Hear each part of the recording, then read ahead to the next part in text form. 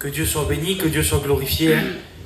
Que ce soit nos dispositions de cœur de cette soirée, où nous puissions dire à Dieu, je te donne ma vie, je te donne mon cœur, et que ce ne soit pas simplement que des paroles, mais qu'il y ait nos cœurs derrière tout ça. Que dans cette soirée, nous sommes venus apporter notre cœur à Dieu. Et on continue dans le programme. Je voudrais demander à Frahim s'il veut nous venir nous chanter un cantique. Amen.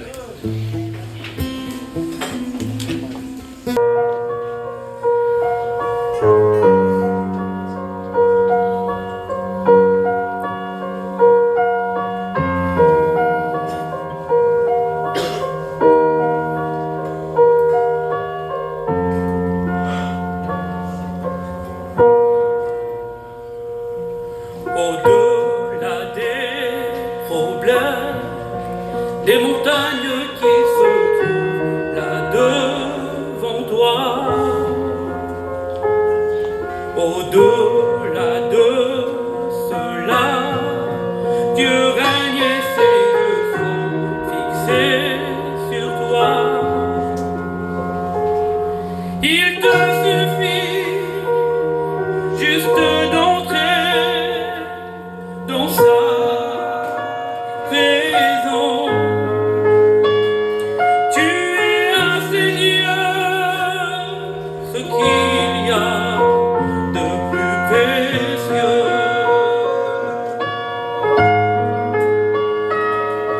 Ressens la douce présence de son esprit et laisse-la restaurer ton cœur, ton âme. Il y a la puissance dans le nom de Jésus pour briser tes chaînes. Il y a tout ce qu'il faut pour que tu sois libre enfin. Il y a la puissance dans le nom de Jésus pour briser tes chaînes. Il y a tout ce qu'il faut pour que tu sois libre enfin et heureux.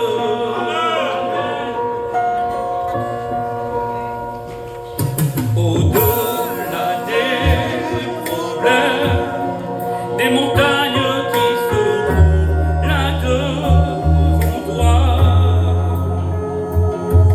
Au-delà de cela, Dieu règne et ses yeux sont fixés sur toi.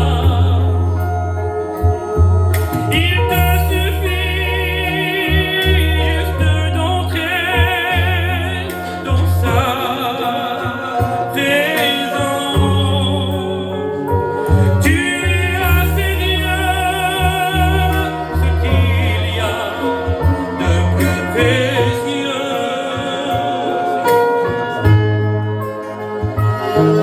Ressens la douce présence de son esprit et laisse-la restaurer ton cœur, ton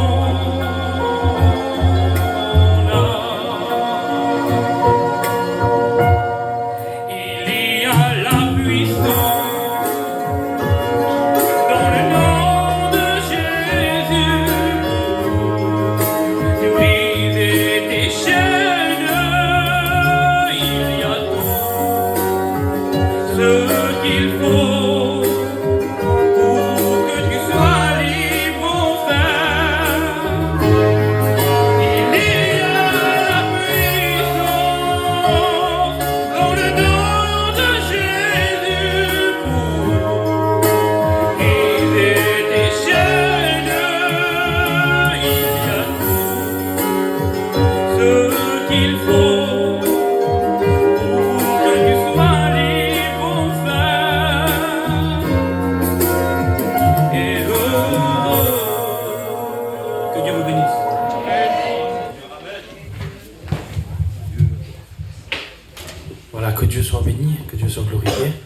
Et les frères aussi qui sont venus. Je voudrais demander au frère l'ancien de donner un mot, ce qu'il a dans son cœur.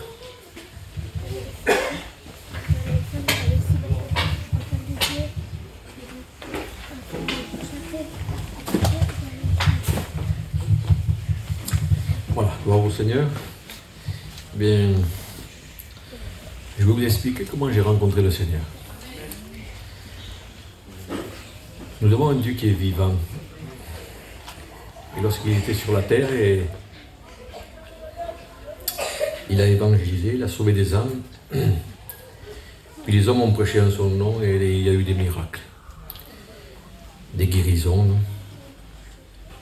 Et nous prêchons le même Dieu, avec les mêmes capacités. Il n'a pas changé. Il peut toujours sauver, il peut toujours guérir, il peut toujours ressusciter les morts. Il est Dieu. Et c'est cet évangile que nous prêchons qui est vivant, qui est vrai. Et cet évangile qui est capable de ressusciter les morts, qui est capable de guérir, et le plus important, c'est qu'il est capable de sauver, de transformer les vies. Et j'ai rencontré Dieu, j'avais 25 ans. Et aussi longtemps que je puisse remonter, il y a toujours eu un manque et un vide dans ma vie. Toujours. J'étais un enfant, j'avais 5 ou 6 ans. On jouait comme les enfants, on faisait ce qu'on avait à faire. Mais il y avait toujours un manque. Je ne sais pas où, je ne pouvais pas l'expliquer. Je ne savais même pas ce que c'était d'abord. C'est lorsque je suis devenu plus grand, c'est lorsque je suis venu au Seigneur que j'ai réalisé qu'il y avait toujours un manque. Et puis j'ai grandi, je suis devenu un jeune homme et on a fait tout ce que les jeunes hommes peuvent faire. On a sorti, on a profité, mais il y avait toujours un manque. Lorsque je rentrais chez moi, j'étais devant la réalité. Mon cœur n'était pas satisfait. Sans pouvoir l'expliquer, sans pouvoir l'exprimer. J'ai grandi, j'étais devenu un adulte, je me suis marié, j'ai eu des enfants. J'étais pas un voleur, j'ai rien fait de spécial. Mais il y avait toujours ce manque. Mes enfants n'ont pas pu le combler, ma compagne non plus, il y avait toujours quelque chose. On était heureux si on allait à un mariage, le temps du mariage, on était heureux si on achetait une voiture, le temps qu'on l'achète, puis après une fois qu'on l'avait, c'était fini. Et puis c'était ça la vie, on vivait, puis voilà.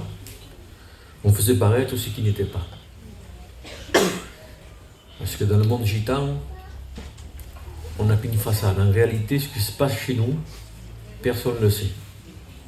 Mais on a toujours une façade devant les gens, devant la famille, devant les situations. Voilà.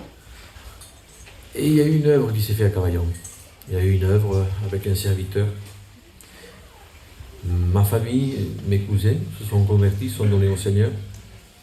Et puis par la force des choses, comme tout, on sortait ensemble, on était tout le temps ensemble, par la force des choses, mais je suis allé aux réunions et là, dans la réunion, mais il s'est passé quelque chose. C'est qu'à un moment, on était à l'arrière, on se moquait, on riait un peu des témoignages, on riait un peu de tout, mais à un moment, il y a quelque chose qui s'est passé, c'est que Dieu a touché mon cœur d'une manière particulière à travers un chant, et puis il y a eu cette expérience avec Dieu, il y a eu une expérience, c'était pas la nouvelle naissance, mais c'était une expérience avec Dieu qui m'a touché.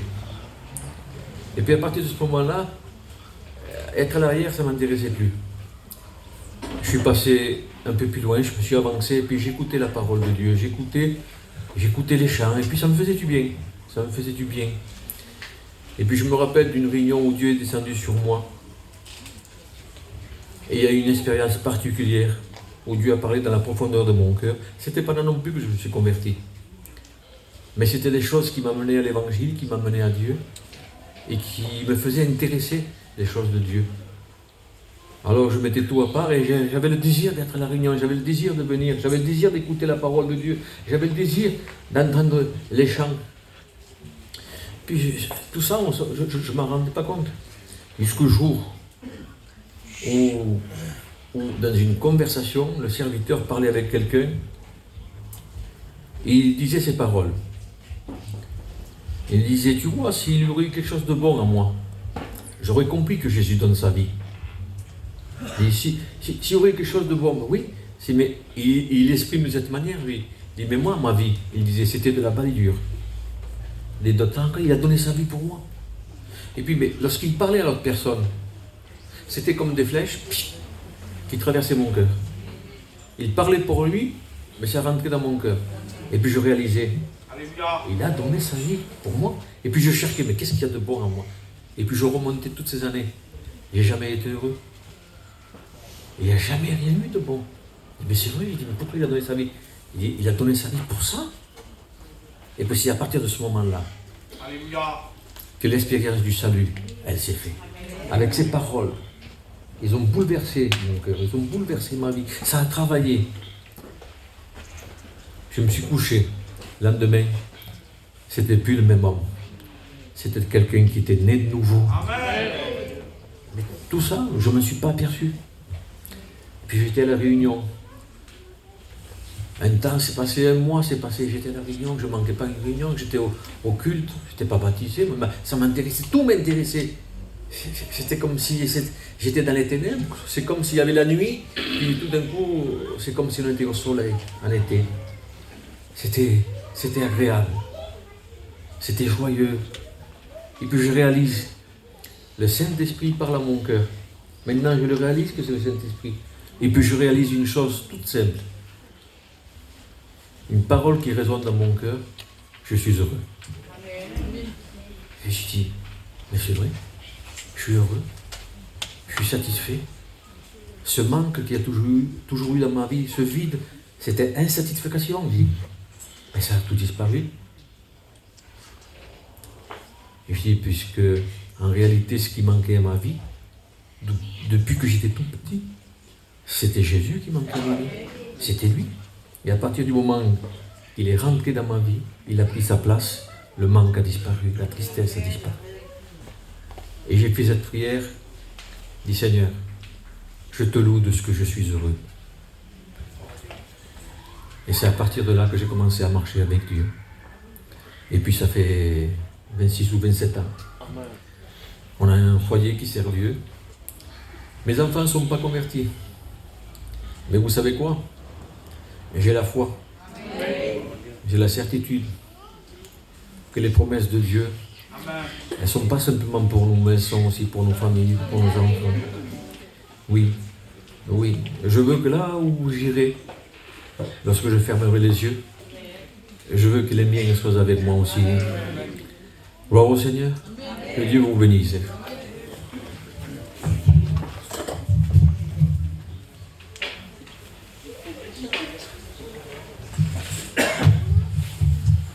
Voilà, que Dieu soit béni. On va passer parmi vous pour un service d'offrande. C'est volontaire, celui qui a, celui qui veut. On prend tout, même les cartes bleues. Mon frère qui passe. Pardon. Quand t'es gâté.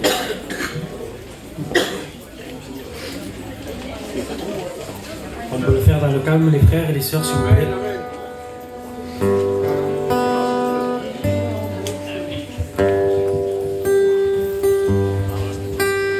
Crée-moi, Seigneur,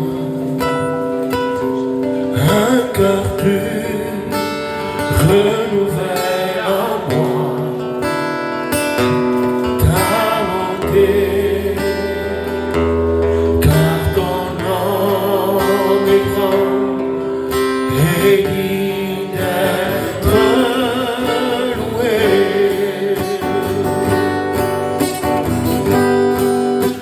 Crée en moi, Seigneur, un cœur plus renouvelle en moi ta bonté, car ton nom est grand et digne d'être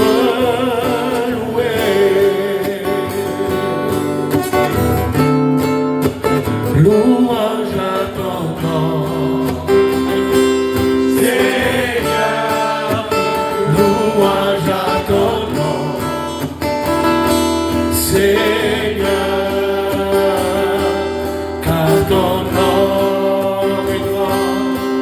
et digne d'être loué.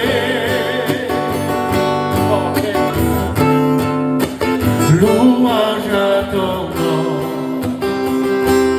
Seigneur, louange à ton nom, Seigneur, car ton nom est grand et digne d'être loué.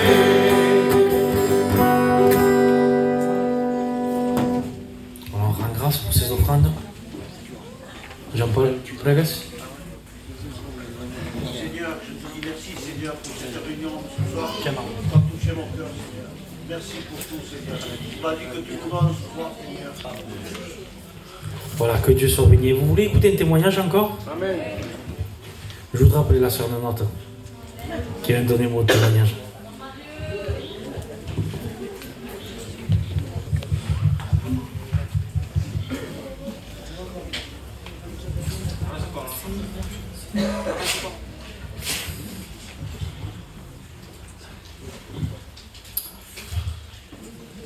Eh bien, je ne m'attendais pas. Hein. Eh bien, je vous dis bonsoir. Voilà. Oh, Seigneur Jésus.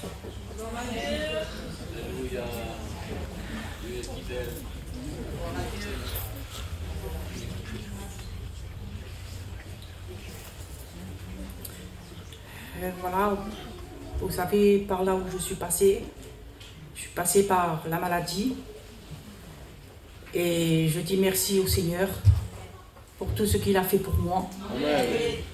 Par la grosse épreuve, par là où je suis passée. Déjà je connaissais le Seigneur,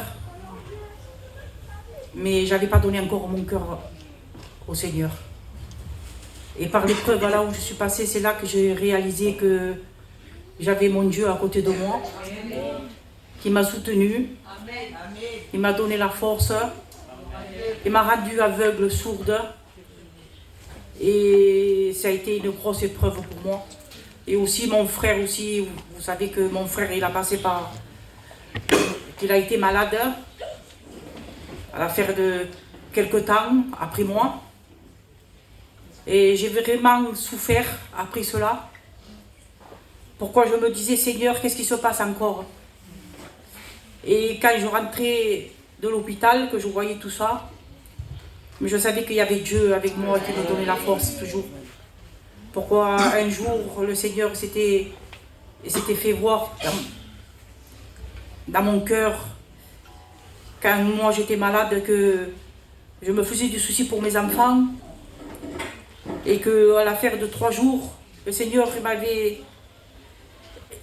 il m'avait parlé, j'avais fermé mes yeux, et j'avais dit, Seigneur, regarde, je me fais des soucis pour mes enfants. Et je sais que toi, tu seras là à côté de moi, par là où je passe. Et quand j'ai fermé les yeux, le Seigneur, je l'ai vu, j'étais de genoux, il lui me donnait la main. Amen, amen. Et j'ai compris que lui, il était là avec Alléluia. moi par toutes les épreuves, par là où je suis passée. Et je veux remercier le Seigneur pour tout ce qu'il fait. J'en ai encore, j'ai du souci, j'ai des problèmes, j'ai des tracas, mais je préfère le passer avec lui. Pourquoi lui me donne la paix, Amen. la joie, le bonheur, que le monde ne me l'apporte pas, mais c'est vraiment lui qui me l'apporte. Et il m'apaise mon cœur. Que Dieu vous bénisse. Faites des expériences avec lui et lui il en fera avec vous.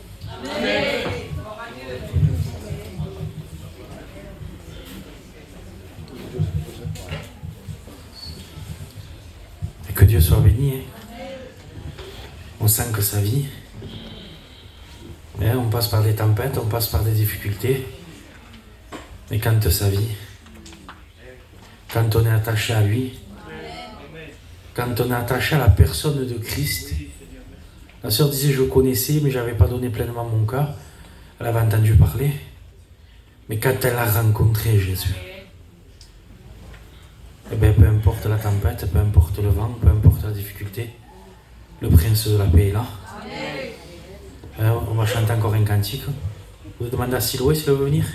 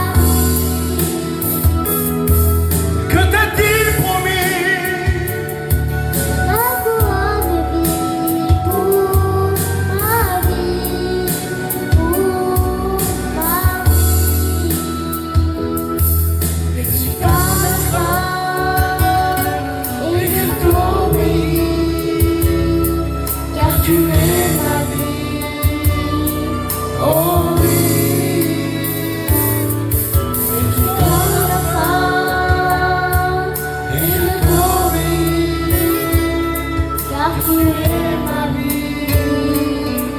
Oh oui.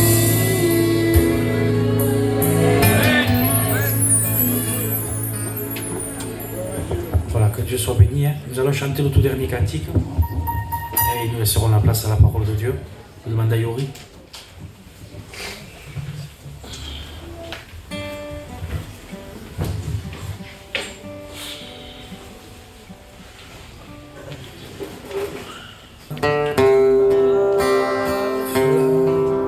S'est éteint, mais tu ne peux plus avancer vers Dieu. Mais quel est le moyen? Ton désir pour Dieu n'est plus qu'un souvenir.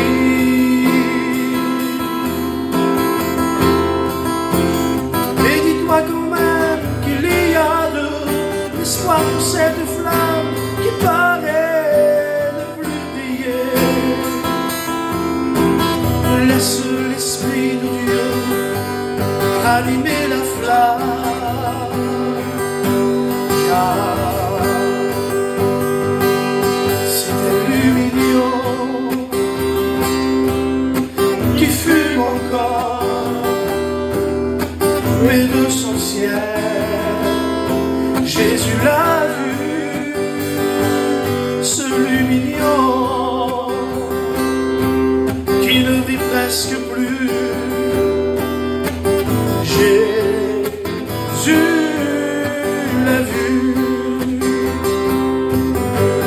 Dieu n'éteindra jamais ce lumignon qui fume encore.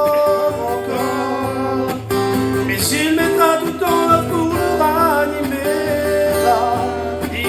la flamme de son esprit. Elle brille le jour, la nuit. C'est un lumignon qui fume encore, mais de son ciel, Jésus l'a vu.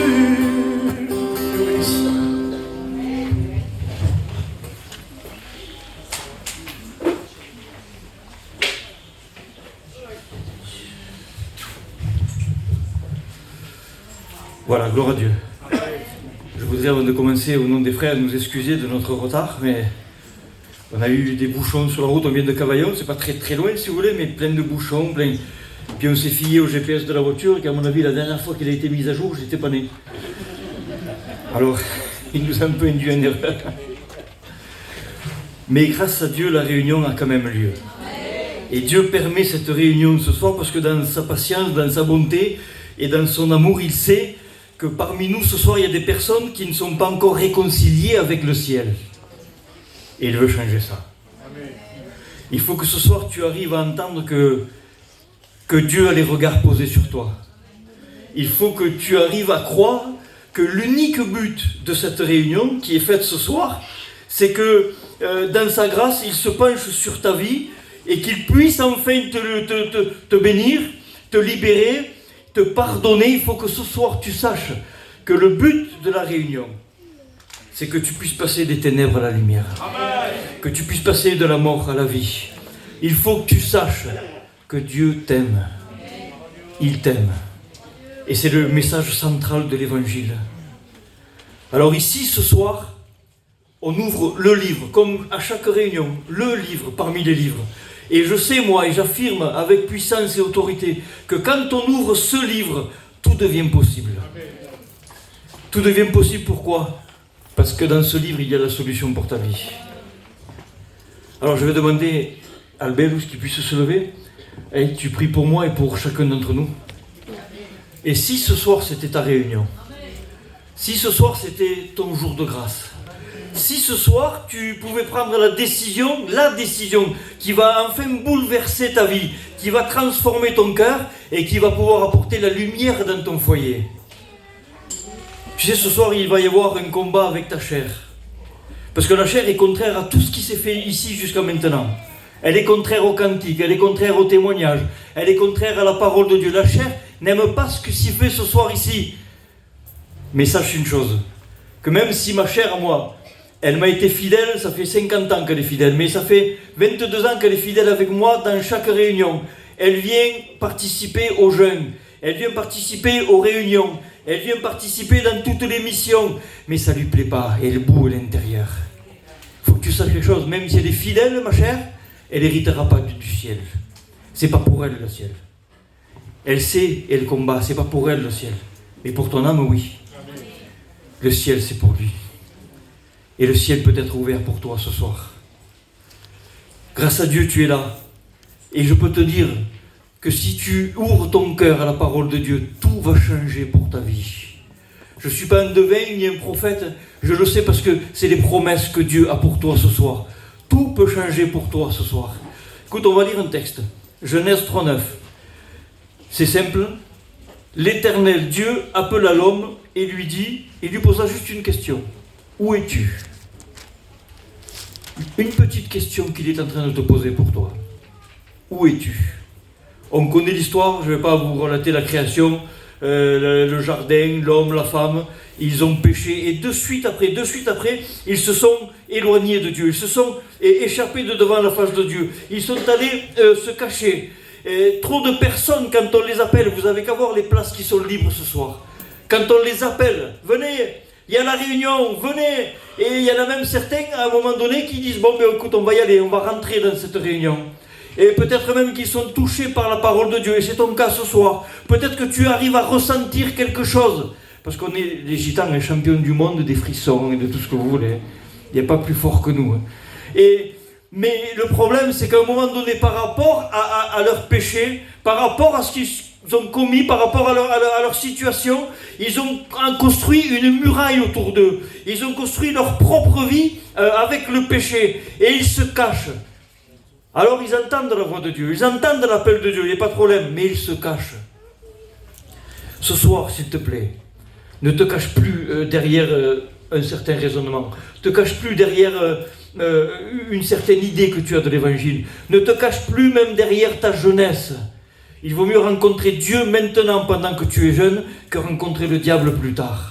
Parce que lui, il va chercher qu'à te mettre en morceaux. Il va chercher qu'à détruire ton foyer, à détruire tes enfants. C'est ce qu'il veut faire de toi. Mais ce soir, il y a une solution pour toi. Je ne sais pas quelle est ta situation. Je ne sais pas, mais écoute-moi, Dieu sait et il te connaît parfaitement. Et il voudrait se mettre entre toi et ta situation. Il te voit caché derrière ton péché, avec toujours la même excuse. Mais ce soir, sors de ta cachette, s'il te plaît. N'aie plus peur. Et même, j'irai plus loin, n'aie plus honte de ton péché. Quoi que tu aies fait, n'aie plus honte de ton péché. Il t'aime. Cherche pas d'excuses. Normalement, c'est la logique, c'est quoi? C'est que le pécheur, c'est-à-dire c'est celui qui se noie dans son péché, qui veut crier au secours. C'est celui qui est en danger qui crie au secours. Mais là, dans son amour, je le répète, dans sa grâce et dans sa miséricorde, et dans sa patience, c'est Dieu qui est en train de crier. Adam, et mets ton nom, hein. Adam, où es-tu? Parce qu'en vérité, tu ne crois pas que Dieu te voit, tu ne crois pas qu'il sait où tu es, tu ne crois pas qu'il sait où tu en es avec Dieu, tu ne crois pas qu'il le sait? Il peut t'appeler par ton nom ce soir. Parce qu'il sait exactement ce que tu faisais ce matin, exactement ce que tu faisais avant de venir.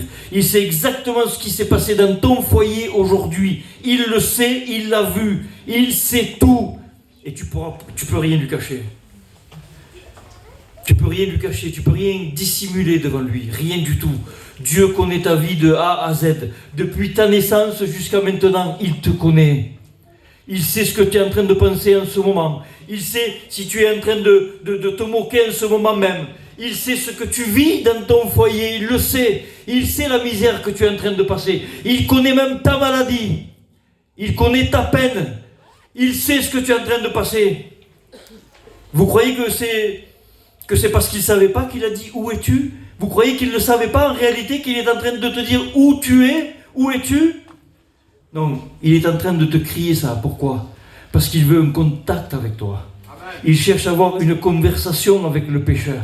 Il dit où es-tu? Pourquoi? Parce qu'il dit si jamais il me répond, si jamais il ose me répondre, je vais réussir à avoir un contact et à convaincre son cœur.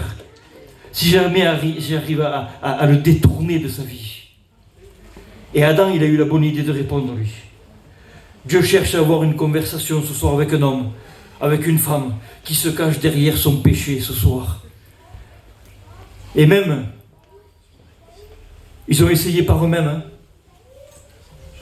Ils ont essayé Dieu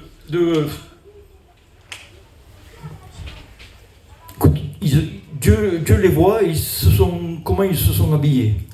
Voilà, je ne savais pas comment tourner la phrase avec le respect. Ils ont pris des feuilles, c'est-à-dire quoi? C'est-à-dire ils ont essayé de cacher leur péché par leurs propres moyens. Mais ça ne convient pas à Dieu, ça. Ça ne marche pas avec Dieu. Ton propre moyen, ça ne marche pas avec Dieu.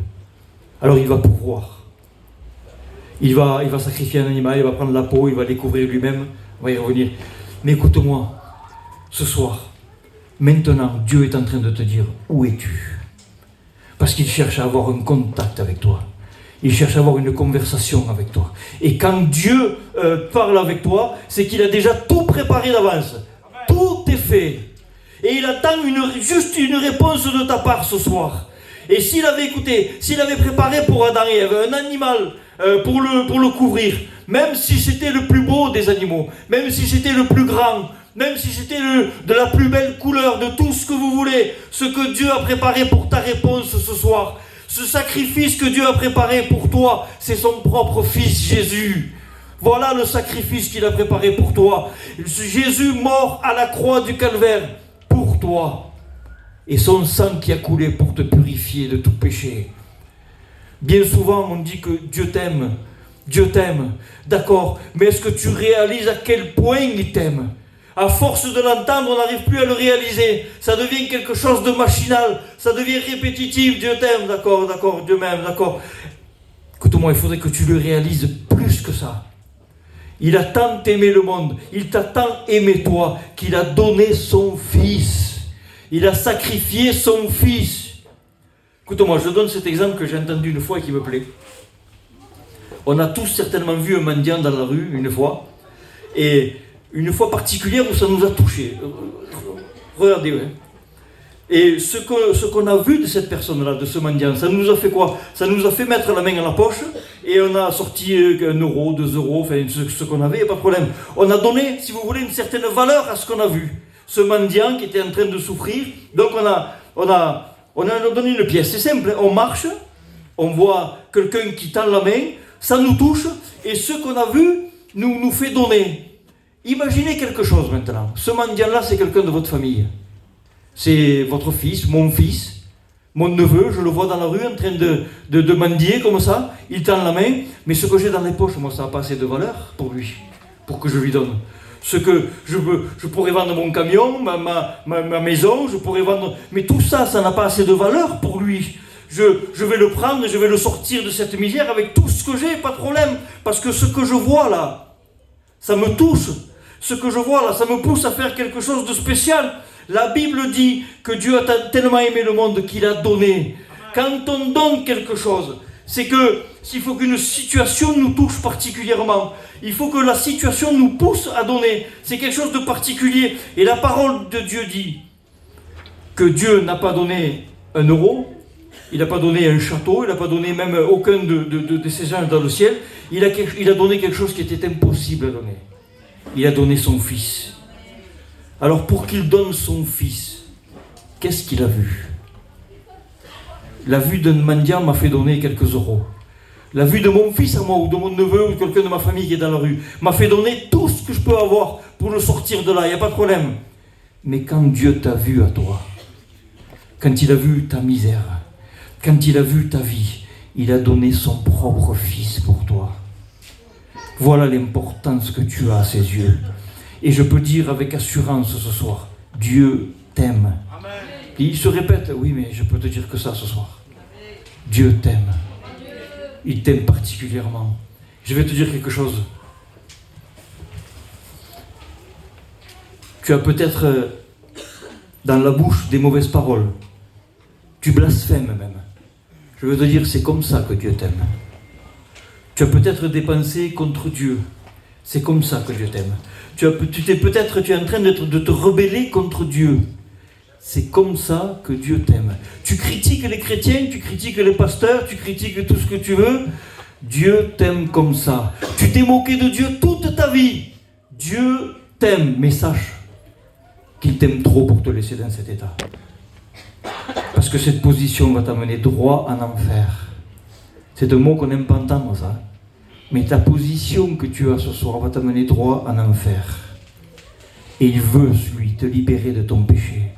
Il veut te libérer de ton état. Écoutez-moi, ce soir, je sens qu'il y a une certaine oppression. Je sens qu'il y a quelque chose qui est en train de se passer ce soir.